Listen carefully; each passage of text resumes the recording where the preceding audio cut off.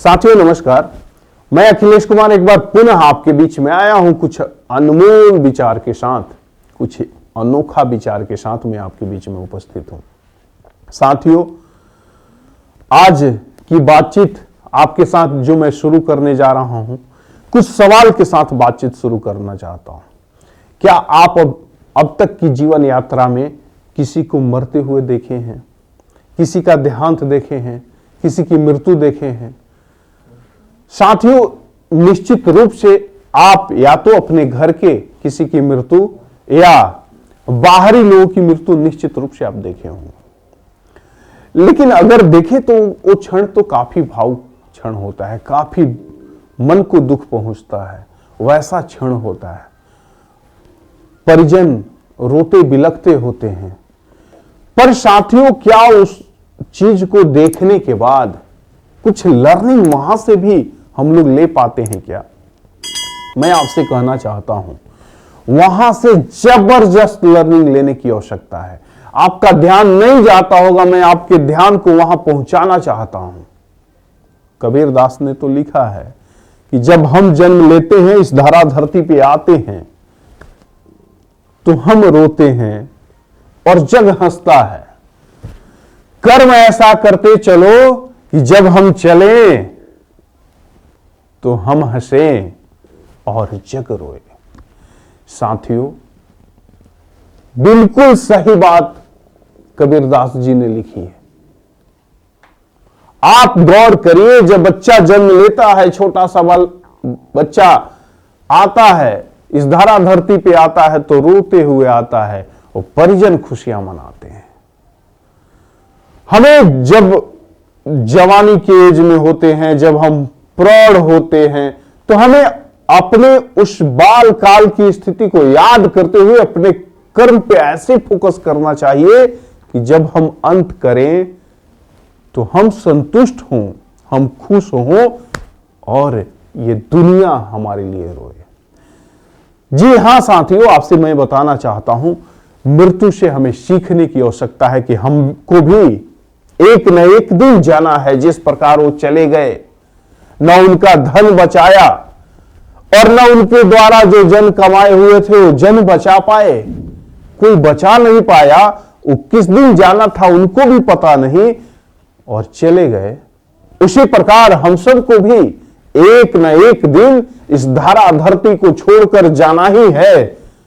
तो जाना है तो कृपया हम ये तो सोच लें कि जाने के बाद हमारा जीवन, हमारे बारे में क्या बातचीत होगी? हमारा पुण्यतिथि कोई मनाएगा क्या?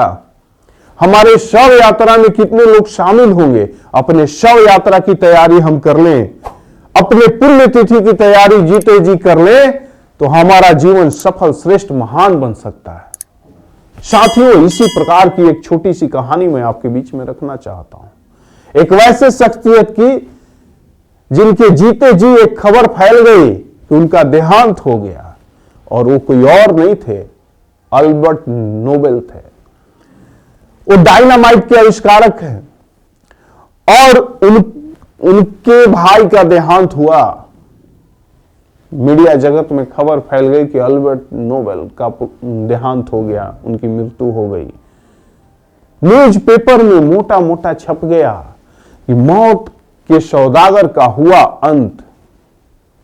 अब साथियों, ये खबर उनको पढ़ने को मिल गई, चूंकि वो तो जीवित थे और उनके भाई का देहांत हुआ था, और उनके बारे में जो परसेप्शन था, उनके बारे में जो दुनिया की नजरिया थी, उससे वो अवगत हो गए।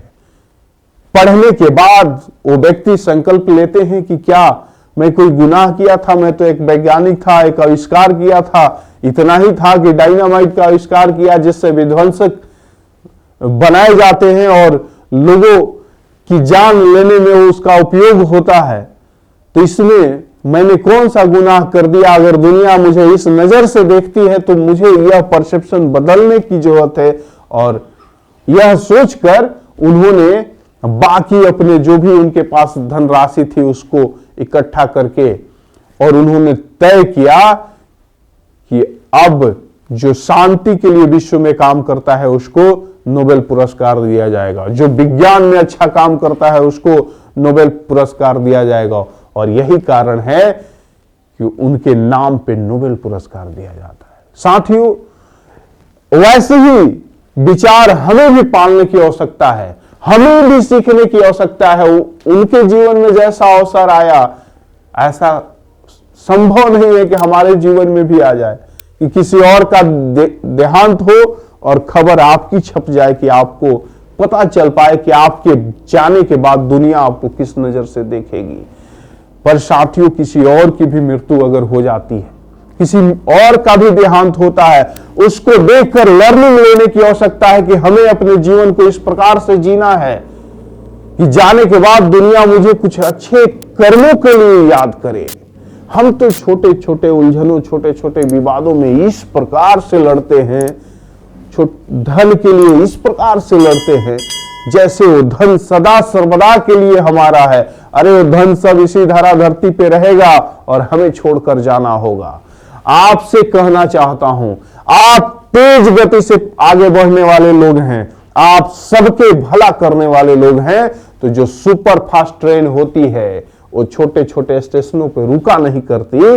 आपको भी रुकने की आवश्यकता नहीं है। आपको भी जीवन में छोटे छोटे विवादों पे खुद को रोकने की आवश्यकता नहीं है, खुद को छेड़ने की आवश्यकता नहीं है, बल्कि आप कर्म को इस प्रकार से करिए कि सदा सर्वदा सबके जीवन में खुशहाली लाए, आपका भी जीवन खुश रहे, मस्त रहे और आपके कर्मों से किसी का अहित ना हो। ऐसे कर्म करते रहने की जरूरत है साथियों। और अगर हमारे मन मस्तिष्क दिमाग में एक बात याद रहे कि हमें भी इस धरा धरती को एक दिन छोड़कर जाना है, तो हम कभी गलत मार्ग पे नहीं जा सकते। हम सदा सर्वदा सही मार्ग पे चलते हुए अपने जीवन को सफल, श्रेष्ठ और महान बना सकते हैं। बहुत बहुत धन्यवाद। नमस्कार आपको।